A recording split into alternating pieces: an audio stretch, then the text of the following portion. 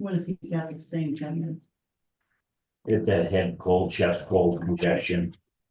Like, Oh, that's what Janine had, that's what Kathy had.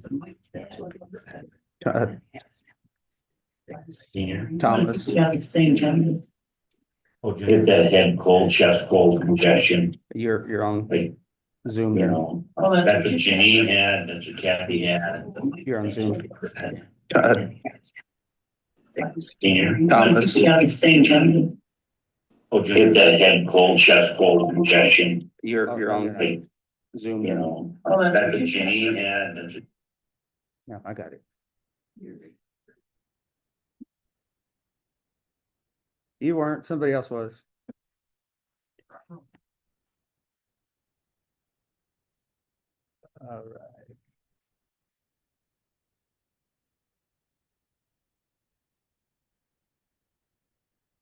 We're live streaming on several platforms today. We have YouTube Live right from our website, by the way. Oh, nobody is excited about that, huh? I don't know what it would be. Oh, did you go to our website? Then it shows up there from the website.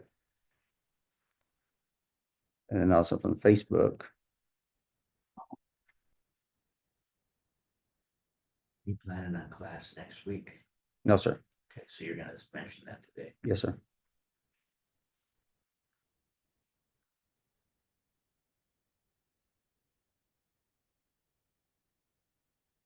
I go, but I don't hunt. Well, we go to home. Then we go. After Thanksgiving. Oh, yeah. We don't do a lot of hunting, we just do a lot of visiting and. Eat leftovers.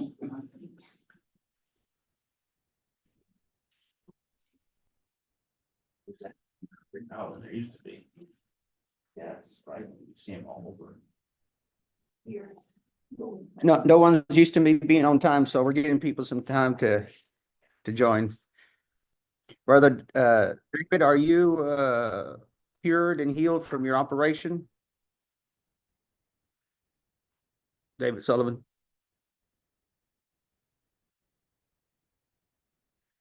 There's Gigi, but I wasn't asking Gigi. I'm asking you, David, if you're healed from your operation.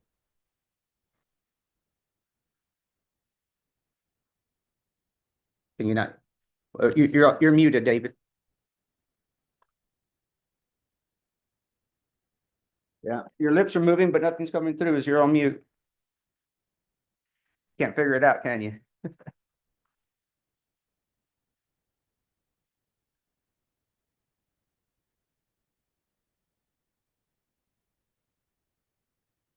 Oh, well, I don't know what that is, but it don't look good.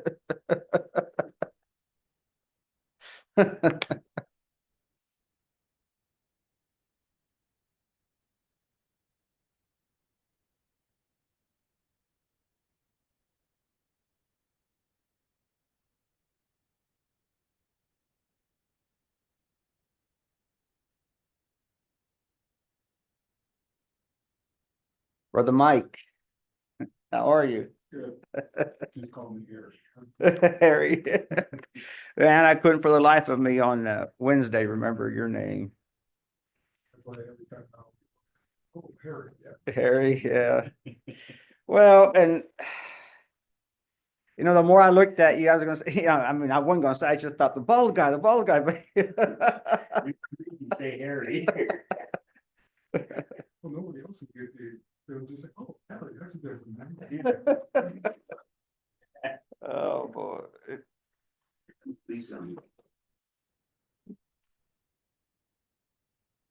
Don't say nothing about timeliness. Now we can start.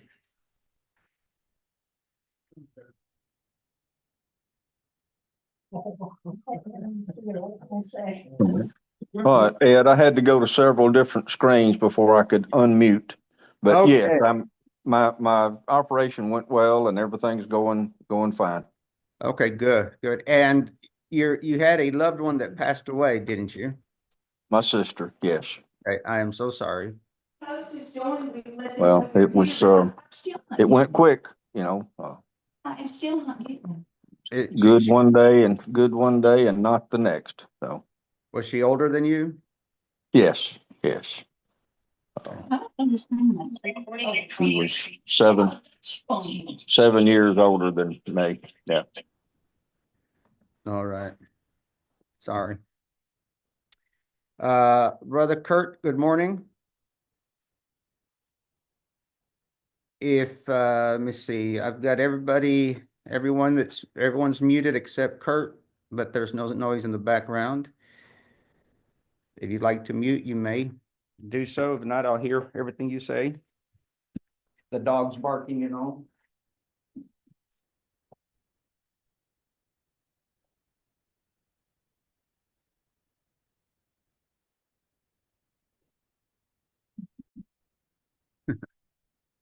Okay.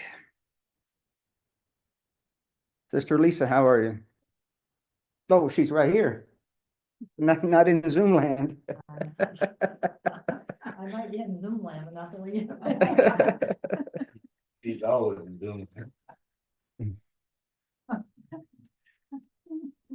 David, because I know you're interested, it's 184 pounds.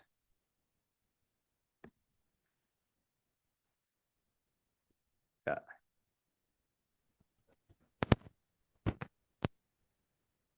All right, Kurt, I'm going to mute you because you won't do it. All right, so let's get started with our study. We will be studying the seventh commandment from Exodus 20 and verse 14. Lisa, would you mind giving a call to our brother Todd? I You don't have this. okay. You? Somebody call Todd Ivy, let him know that we're live on YouTube and he can join. I got it. Well. I had it. Got the directory. so Well, I my can- directory, I signed out yesterday to update it and I couldn't get back in. Okay. Let me see if I can get in here. Oh yeah, I got it. Should I call him or text him? Well, he won't be able to read the text, will he? He's blind.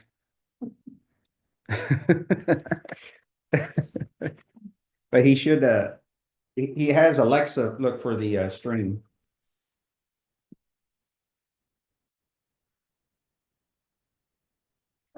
Hi Todd, this is Tony. How are you? Good. I'm at the building and just giving you a call to let you know that we're just getting ready to start class. If you're on. Okay, I will be now. Okay. Thanks for calling me. Hey Todd. Bye-bye.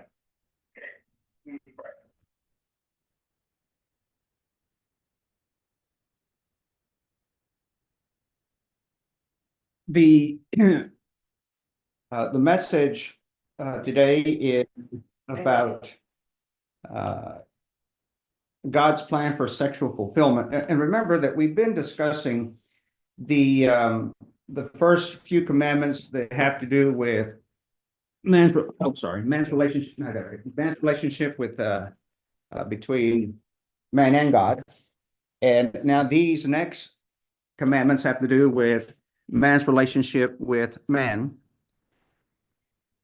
And this is why we're now looking at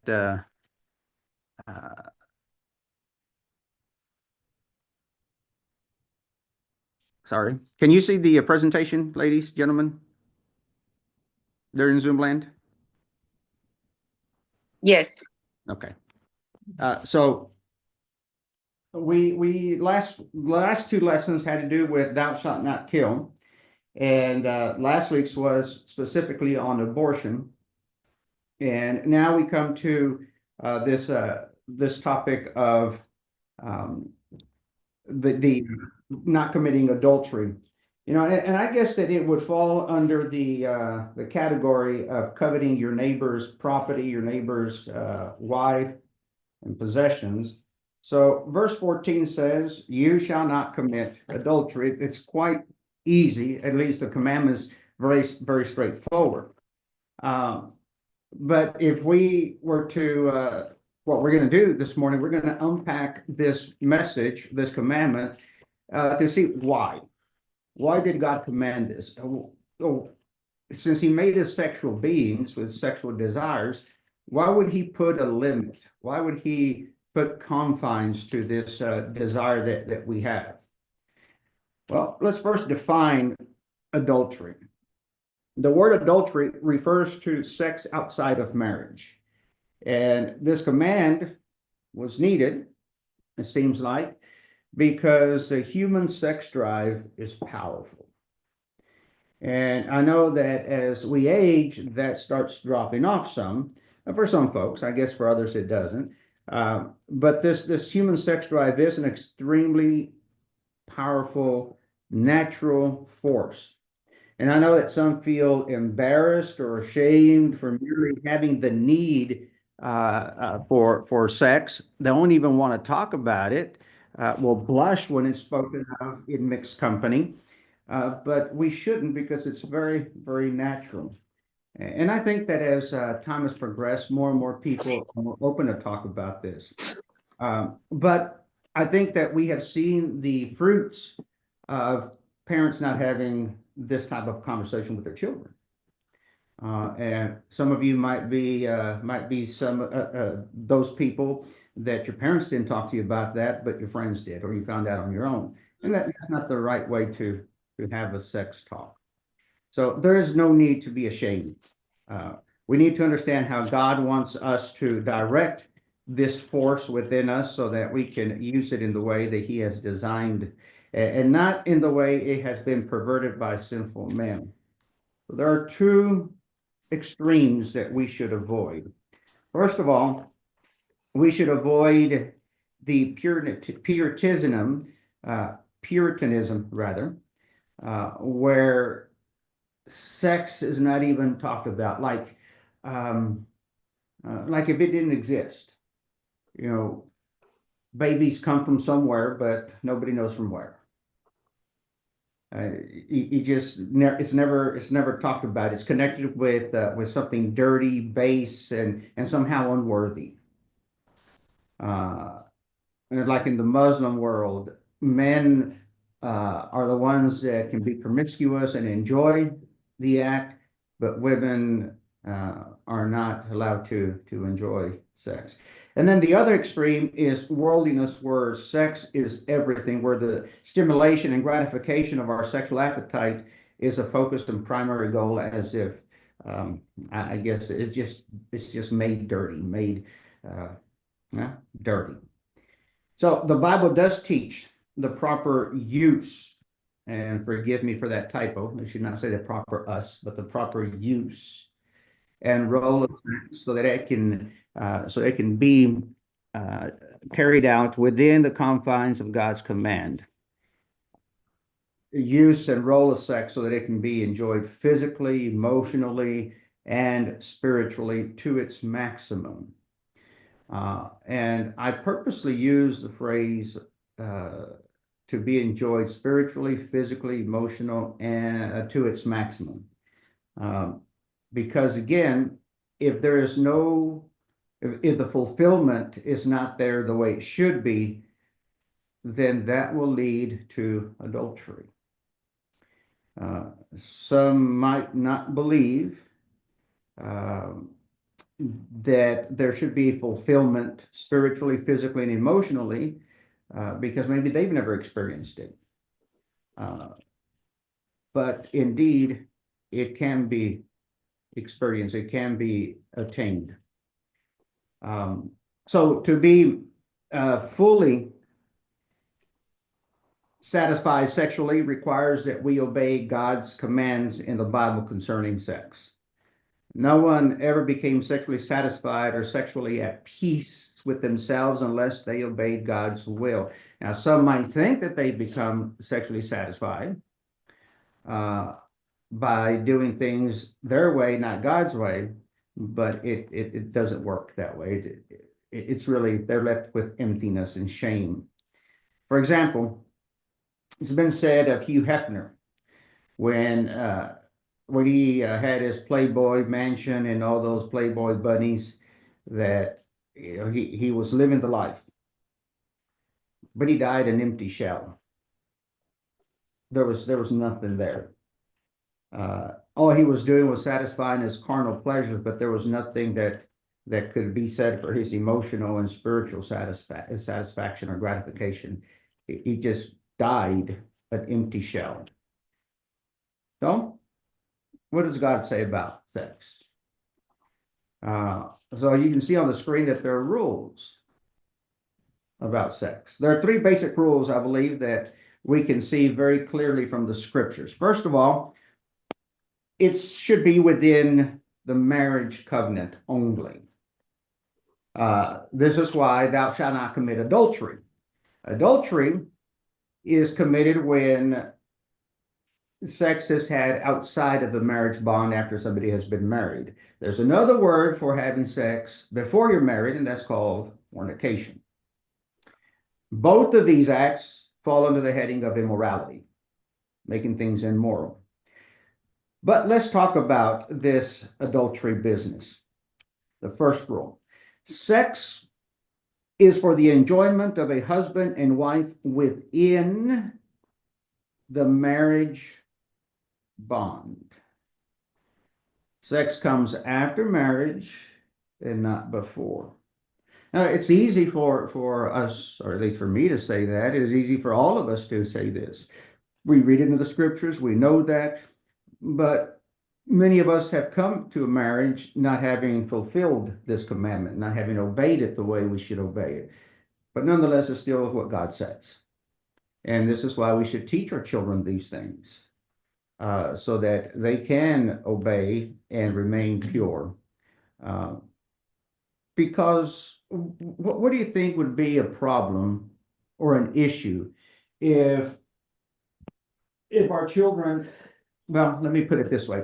What problem could arise when a person or two people come into a marriage having had multiple sexual experiences with other folks, then they come into a marriage? What problems do you think could arise? Anyone in Zoom land or here?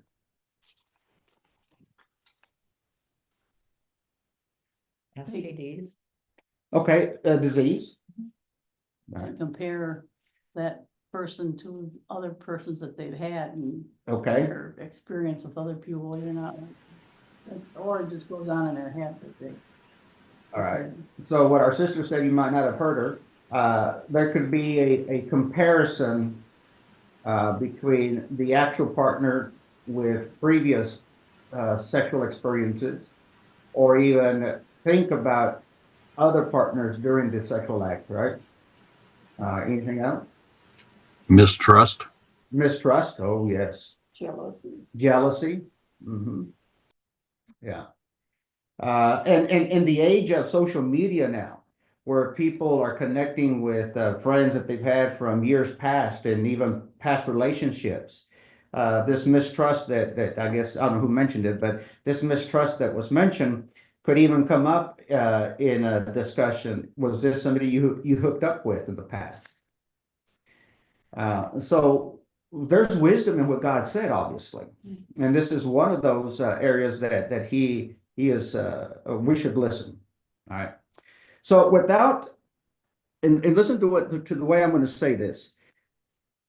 Without the legal component, the relationship is not a marriage. Now, when I say this legal component, you might be thinking of without the justice of the peace or a marriage license, a marriage certificate. And that's not necessarily so in all cases, because not all cultures have that, where they go to a JP. But the legal component, what I mean by that is whatever that culture recognizes as an official marriage, without that legal component, the relationship is not a marriage. It's just a shacking up. If it's not a valid marriage in the eyes of that society, it's not a valid marriage in God's eyes. Why do you think that's important for us to understand? If that man and wife are together, living as husband and wife, but it was never recognized legally or within the norms of that society as a marriage, why is that potentially dangerous? We used to have a long time, I don't know if we still do or not, what they called common law Go ahead. marriage. I didn't hear you. What'd you say? Common law. Someone said common law? Yeah, Okay. And what about common law? I'm just saying it used to exist. I don't know if it still does, but it was a recognized marriage. All right, after so many years of living together, recognized marriage. But here's the thing about common marriage, common law marriage. You had to identify yourself as husband and wife, even though you'd never legalized it. People had to recognize you as husband and wife. But there are folks that have lived together for years. My brother was one of those that lived with his girlfriend for, about 20 years, but they always introduced themselves as boyfriend and girlfriend. So when he died, common law marriage was not recognized. Well, and the common law marriage was brought out because somebody didn't fulfill the requirements of the land or their culture in the marriage. And so it was really brought out for legal purposes and called the common law marriage because, and you asked right at the beginning, what could be some of the problems? Some of the problems could be not having a commitment from one another. There you go. Okay, so there's the one problem. The other problem is it's not recognized, you're not recognized by other people, your friends, your relatives, that you're married. That could be a problem. Because somebody might think, well, she's not married, she's just living with them. And so those all can create problems. And common law marriage came from a problem, not fulfilling the law of the land. Yeah, and you could always, you can see this, I've seen it before that here are these two that have been living together for 2-3 years, and then they break up. And even a child has been brought into this relationship. They break up and they move on with someone else. And, that child is not protected, has no, the daddy can say, you can't force me to pay the child support like I would if we had been married. There is a responsibility, but not as if we were married. Or property that was acquired won't be a property that must be divided or be responsible for as a marriage. So you can see and then they go shack up with someone else. And by the time they do get married, both or either one of them could have had 10, 12 partners before they do get married. So this is one of the dangers, right? And I want to come back to this other rule that comes up here is that sex comes after marriage, not before. It's not the sex that you share that makes you married, or else some people would have been married 50 times, depending how many partners they've had. But it's the covenant or the contract that you enter into, live as husband and wife, that makes you married. The idea that ratifying, or what's the word I'm looking for, on the honeymoon night, the consummating the marriage, that just now seals the deal. Now that's the marriage. Well, consummating the marriage is part of it. But if sex is what seals the deal, and there are no exchanges of vows, no promises made, then you see how sex is not the ultimate sealing of the deal.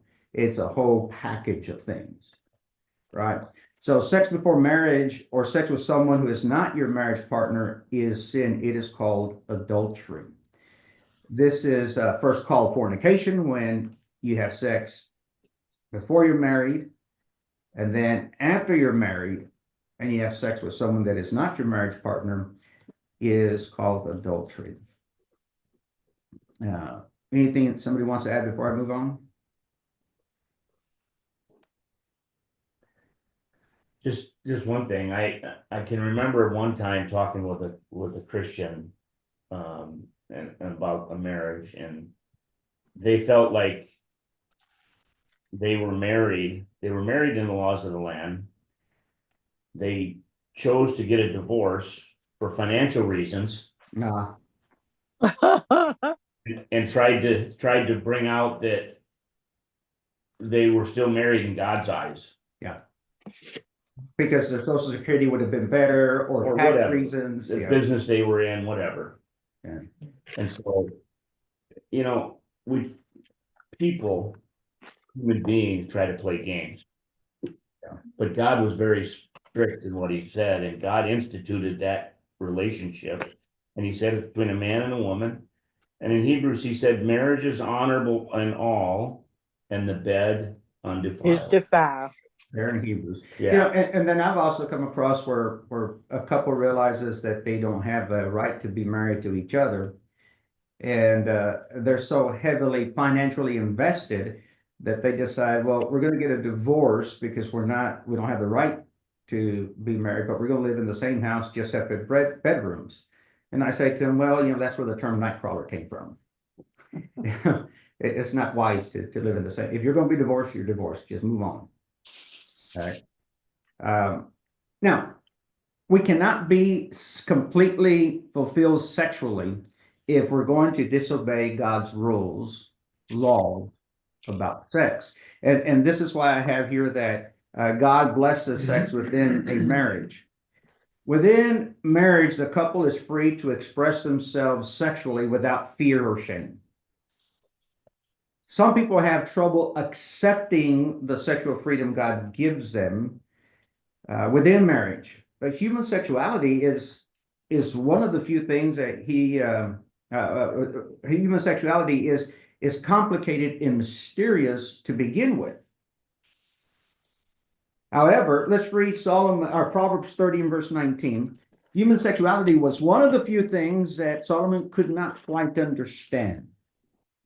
What does that say? Proverbs 30 verse 19. What does it say, Tony?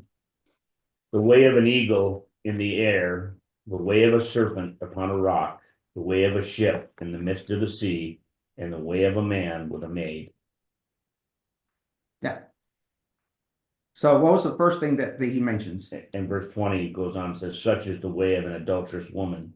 She eateth and wipeth her mouth and saith, I have done no wickedness. Okay, so let's begin in verse 20 again, or verse 19. And what's the first thing that he mentions? The eagle, the way of an eagle in the air. Yeah. So if you've had the luck to just observe how an eagle flies in that air, high, soaring up in that air, and then just glide. You wonder, man, how majestic and wonderful that sight is, and impressive. How is it able to do that? And then be up hundreds and hundreds and hundreds of feet up in the air, and from there be able to spot a small little rabbit and come down with precision, or a salmon swimming underneath the water and come down with precision and just get it with its claws and devour it. Solomon is saying, we just can't understand that. And by the way, Benjamin Franklin was not in favor of the eagle being our national symbol. He wanted a turkey. Because he said that the eagle was a bird of prey that would steal, but a turkey was too dumb to steal. And then what's the next one? The way of a serpent upon a rock. Yeah. Slithers. Well, it's there on the heat of day. It doesn't burn, doesn't scorch, and it does slither away as soon as it senses danger. And then the next one? The way of a ship in the midst of the sea. Amazing. And then the last one is the way of a man with a maid. And then the adulterous woman. Such is the way of an adulterous woman. She eateth and wipeth her mouth and saith, I have done no wickedness. So the eagle, the serpent, and the ship, the way they are each doing their duty, what's natural to them, they seem like there's no care. That there's no fear, they don't care about anything around them except what they're after. And the adulterous woman, she goes and does her duty, or what she thinks is her duty, after to destroy or accomplish whatever it wants to destroy, and then she just wipes her mouth and says, what? I've done no wickedness. I've done nothing wrong. Solomon is wondering, how is this possible? How can someone go and do things like destroy a man's life, a family, and just shake it off like that? Next. The exclusive and lifetime nature of marriage gives man and woman the confidence and time to explore each other's bodies, each other's likes and dislikes in the sexual exploration within the marriage bond. The only instructions about sex within marriage are that it should stay within marriage and that the partners should strive to satisfy each other. And that's found in 1 Corinthians chapter 7. In 1 Corinthians chapter 7, we're told that do not deny, do not withhold sex from each other. Sex should never be used as a punishment from your spouse. Why do you think the Apostle Paul says, do not withhold sex from your partner? Because then one's gonna start looking elsewhere. Yeah. Well, let's begin with the most simple reason. Resentment's gonna set in. Anger, hatred, all those things are going to start setting in. And then you're right. Then the one that is not receiving this satisfaction is going to start looking elsewhere. And let us never confuse this with saying, well, it's her fault or his fault because they weren't receiving what they wanted. In the end, both are at fault. And each one is responsible for what they do. But here we have some parameters that God has given about the satisfaction, gratification of sex within the marriage bond. And since the only place that we can receive this gratification within the marriage bond, therefore let's not deny each other. And he gives one caveat: the only time, the only reason that we can withhold sex from each other is by agreement for a time of prayer and only for a short time. That's it. And for the same reasons I just mentioned and you mentioned, Lisa. So the marriage partners have to come to an understanding of what that means for themselves. I can't tell any couple what that means for them. Every couple has to come to understanding what that means for them. There are some couples that they don't need this physical and emotional and spiritual union as often as other couples do. And that's okay, as long as the needs of both are being met within the marriage bond. So, how do we keep this commandment?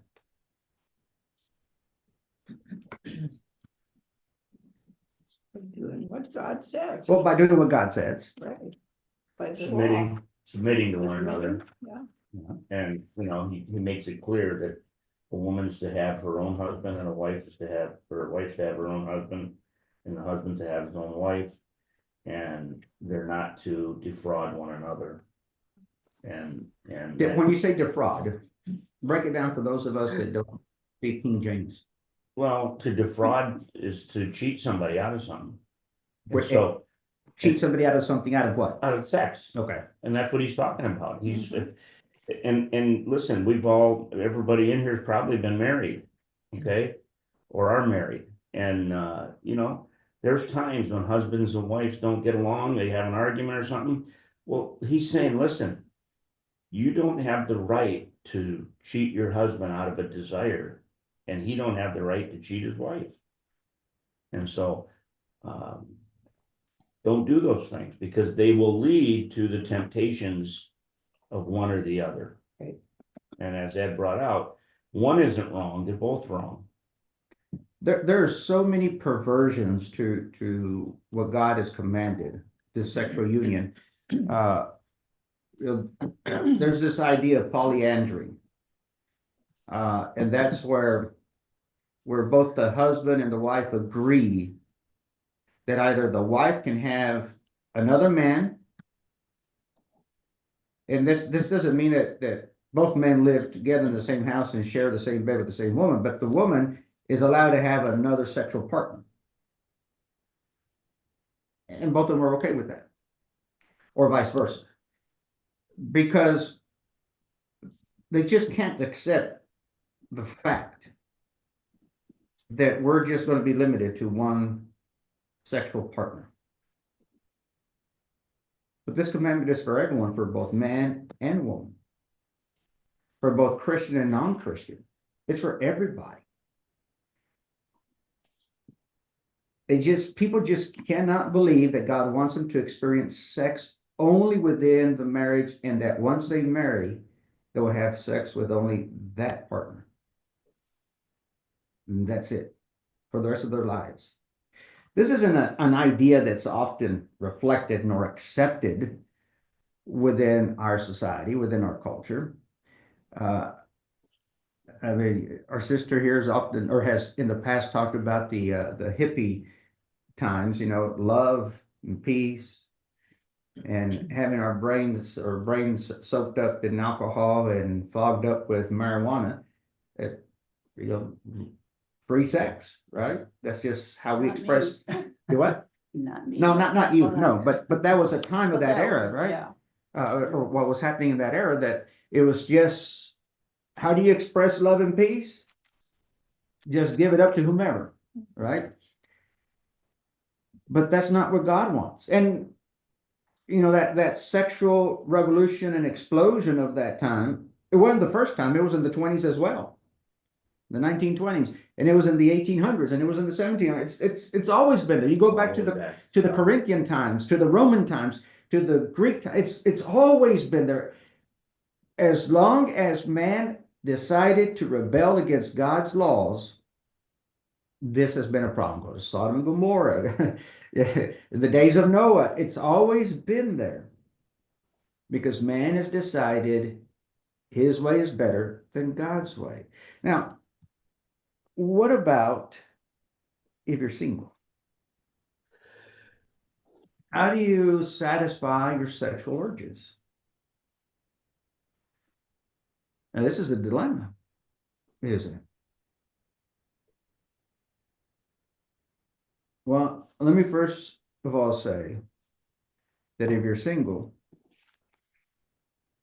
you're an easier target for Satan.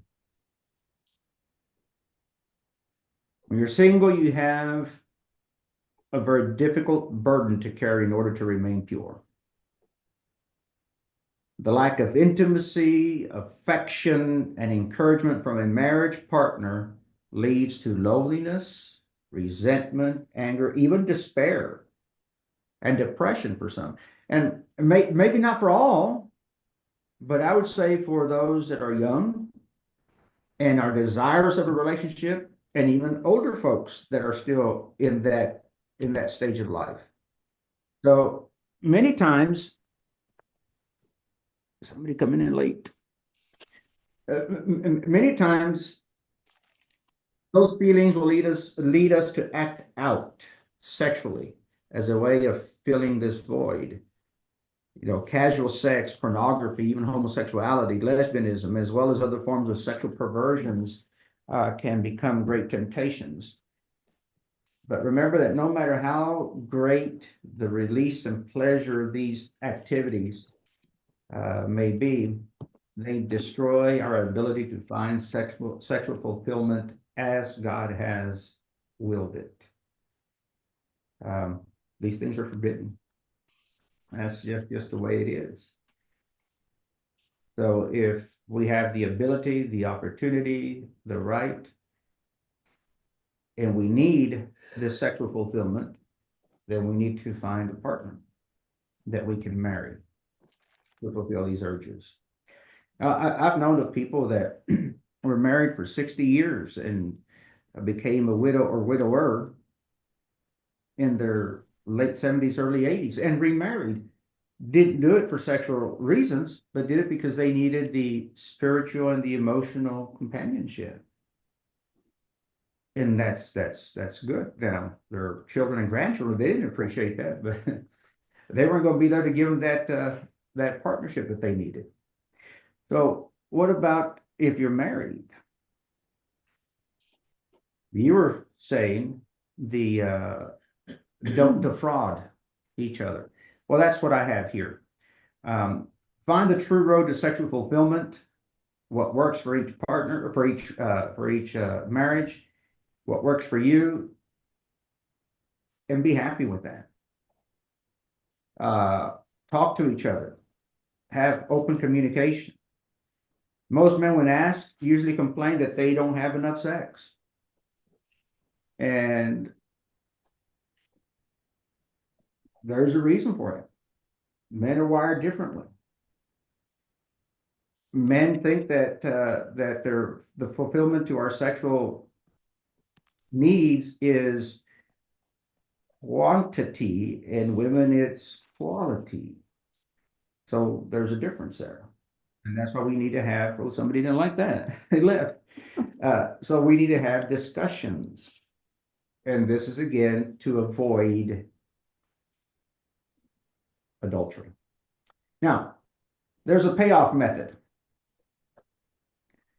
where let's just say that the man wants to have more intimacy. And he feels that if I buy flowers, take care of the lawn, maybe do some dishes, go the extra mile and doing some things, then the honey-do list is done. The honey-do list is done, and maybe my wife will be more intimate with me. That's not the way it should work. Or the intimidation method. If the romance and flowers payoff does not work, then some men will just sulk and be angry until they get what they want. Did you notice that I said until they get what they want, until we get what we want? So if you're married, the surest thing or the surest way to more is to focus on the two things that your marriage is based on. And here they are. Exclusivity. It's being exclusive. Exclusivity. Tongue got tied there. You're married to one person. And you need to be faithful to that one person. And the more you learn to love each other, the more exclusive, the more you learn to love each other, the more you learn each other's needs, wants, desires, emotional, spiritual needs, and all those things. The more you focus, work, and demonstrate the absolute exclusive nature of your relationship, the greater your desire for each other will grow. This means that your eyes, your mind, and your heart are openly and obviously focused on only her in private and in public. Last night I was doing a marriage counseling session for a young couple out in Florida and in Georgia who wants to get married soon. And we're talking about the head of the wife, the head of the household. And I said, the man that's always bragging that he is the head of the house or the head of the wife is because he's the head of nothing. You don't have to brag about it. If you're actually the head, both your family and your wife will know that you are. And everybody else will notice it. You don't have to talk about it. And, you know, when the wife and the husband truly love each other, they're going to appreciate each other in many ways. And this is one of those ways. And then the other thing to consider, the other thing to focus on is longevity. In everything you say and do, you need to demonstrate your lifetime commitment to your spouse, to your marriage. The commitment is the wall that you will build around your marriage to keep that marriage bed undefiled and that marriage permanent where adultery won't be, where adultery won't be an issue. So a mature sexual relationship is no longer based on frequency. It is based on depth and power of feeling and satisfaction. This is God's plan. Now, I could have gone the route of saying, or the route of teaching this class by saying, well, the reason God says thou shalt not commit adultery is so that we won't spread diseases in this world. Well, that's one of the benefits of being, of keeping sex inside the marriage. But I don't think that's the main reason why God said, don't commit adultery. I think the reason he said it was because of the family unit of faithfulness, of keeping. When he says, go and be fruitful and multiply, he wasn't saying, go, man, and be fruitful and multiply with the first and 30 and 60 and 100 women that you find and leave children scattered all over the place. But he was talking about the family unit as God demonstrated with Adam and Eve, as God demonstrated with Abraham and Isaac and every single patriarch. He intended for there to be family units and fidelity in those family units. And I believe that's why he says, don't commit adultery. And when the partners, each one is doing what God intended them to do and what God designed them to do, the relationship works. We can see that. And, you know, the person that's the man that's the head of his household, that rules with an iron fist, I'm the head, I'm this, I'm that. His wife doesn't want to submit to him. But the man that rules the house as God intended it, because he loves his wife as himself, she wants to submit to him because that's the way God made her.